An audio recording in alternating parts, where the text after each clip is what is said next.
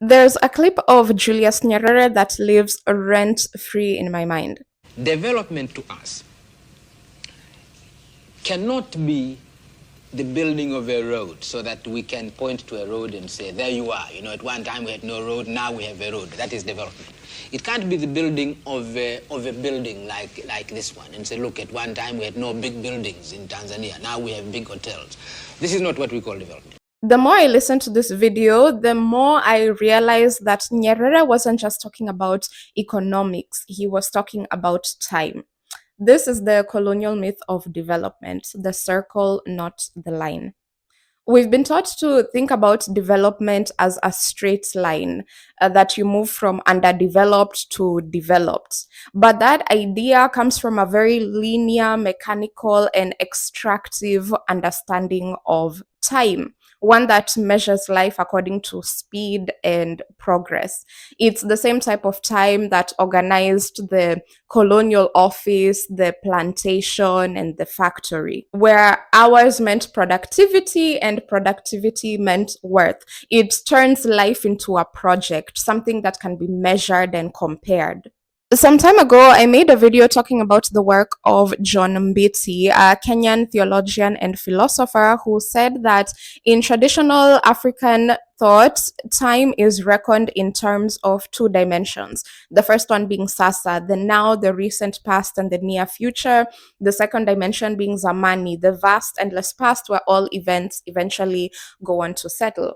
But the idea of a linear, abstract, infinite future in the Western sense doesn't really exist, or it only exists as potential time, because time only becomes real once it enters the sasa and moves into zamani, because time is relational, it's event-based, it has to be lived and experienced to be real.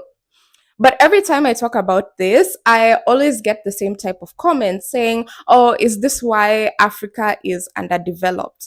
And every time I read these comments, I want to scream, because anyone who has ever read Walter Rodney's How Europe Underdeveloped Africa would never say such a thing. Rodney told us that Europe didn't develop while Africa stood still. Europe developed by underdeveloping Africa. Development and underdevelopment are not stages in a linear line, but they happen concurrently at the same time. One region's progress is literally built on the extraction and delay of another region.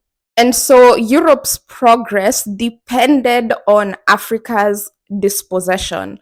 So when we all followed the same clock of progress, when we all used the same metrics of progress and development that was drawn from colonialism, the system is already rigged. We're still trapped in that colonial temporality where the North is ahead and Africa is somehow late.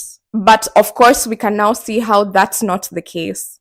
And this hierarchy of time runs deeper than just economics. People like Ngũgĩ Thiong'o and Frantz Fanon understood and told us that colonialism didn't just dispossess us of land or material things, but it was also, according to Ngũgĩ, a cultural bomb. It also affected the imagination of the colonized. It replaced the Africans' languages and their temporalities with that of the colonizer.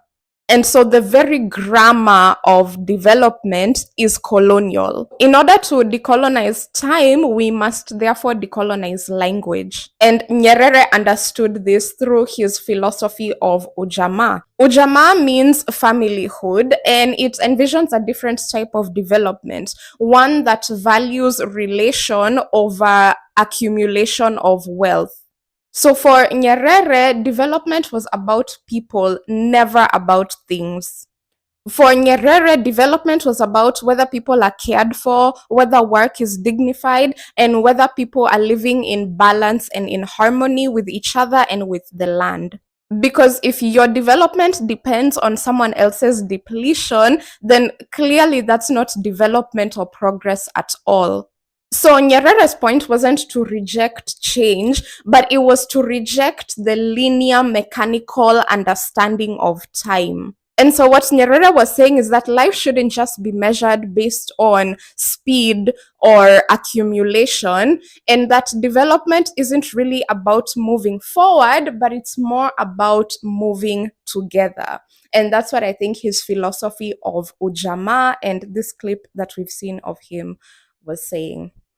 Asante kwa kutazama, tafakari hayo, keep producing time, and I'll see you in the next one.